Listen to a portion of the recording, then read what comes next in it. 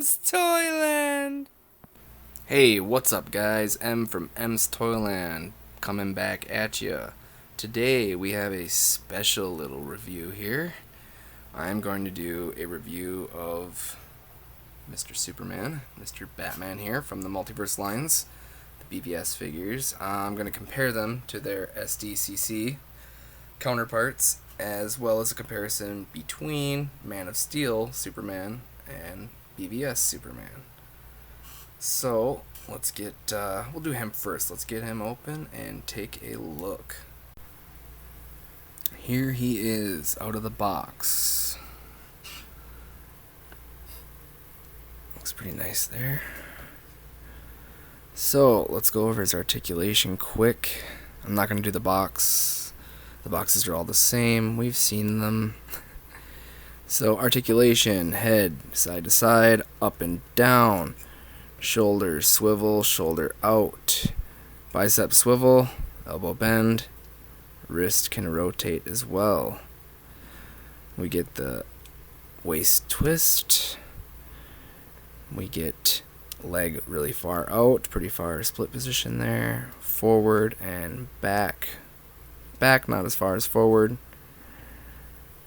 That's the articulation I was talking about in my Harley Quinn video. She does not have that there. She's on just a ball peg for her legs. I thought that was interesting. Anyway, we got quadricep cut, knee bend, ankle bend. Pretty fair range of motion there.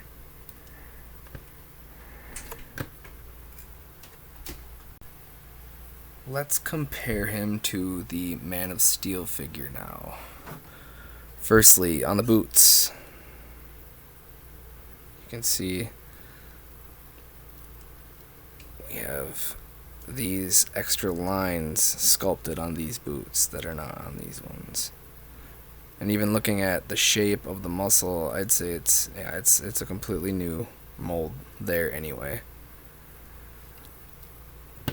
So the first major difference I think most people notice is the color.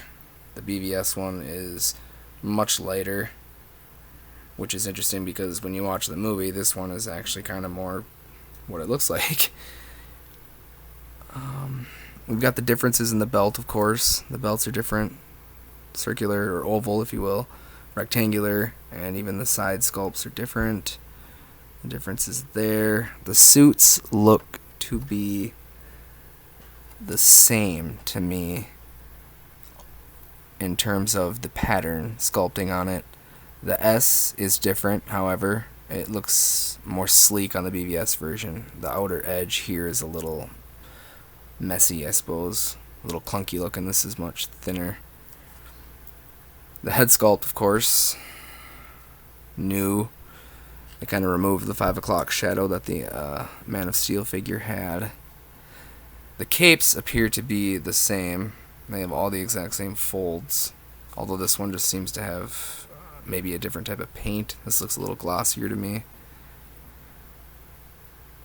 So yeah, there's the two of them. Let's get the third one into the mix. Focus in on him.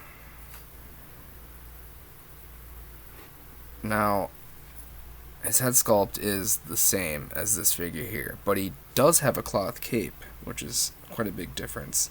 I know a lot of people like cloth capes. I personally prefer the molded capes, unless the cloth capes have a wire, which I do myself occasionally. But you can see on this figure, the big difference is that S back there. It's not gold. Like, this is gold. This is a darker gold, but this is yellow. It's just a plain, flat yellow. I believe that and the cape are the only differences on that figure. So I think that about does it for this one. I am going to jump into the Batman next. Alright, here he is out of the box. There's our Batfleck.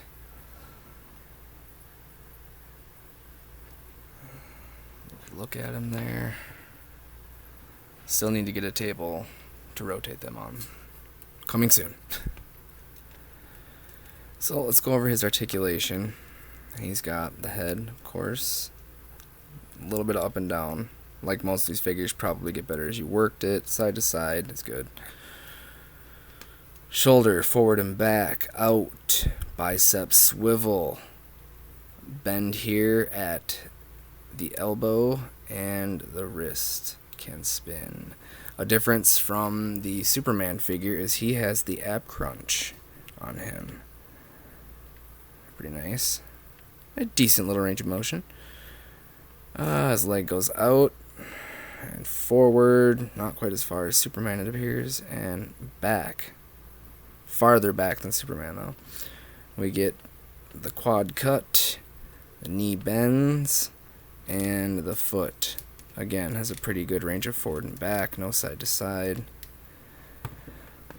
So there is the Batman. Let's give him a comparison look to his SDCC counterpart. I wanted to do this because it's the 22nd. It is Comic-Con weekend. Happy Comic-Con, everybody. Wish I could be there. So, the two big differences are the belt. This one's more metallic, gold. That's just a plain flat yellow, like that S on the Superman. The cape is also cloth.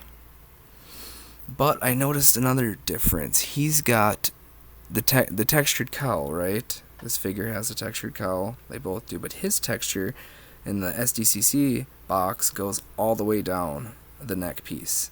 This piece, the texture stops after the head stops. Once it hits the neck, it's just smooth. So that's something I actually just noticed now when I was getting these together for you guys. So that about does it. That is my review of the BvS figures and a little comparison between the Man of Steel and BvS Superman. I just want to do these in a big lump, nice hefty video. I'm also going to be doing next a Comic-Con video. That is, I'm going to showcase my few SDCC exclusive pieces that I have. So stay tuned for that. Should be fun. I've got a couple cool ones. One with a little touch to it that makes it even more cool. You'll see what I'm talking about in that video. Thanks for watching, and until next time, keep on rocking, guys.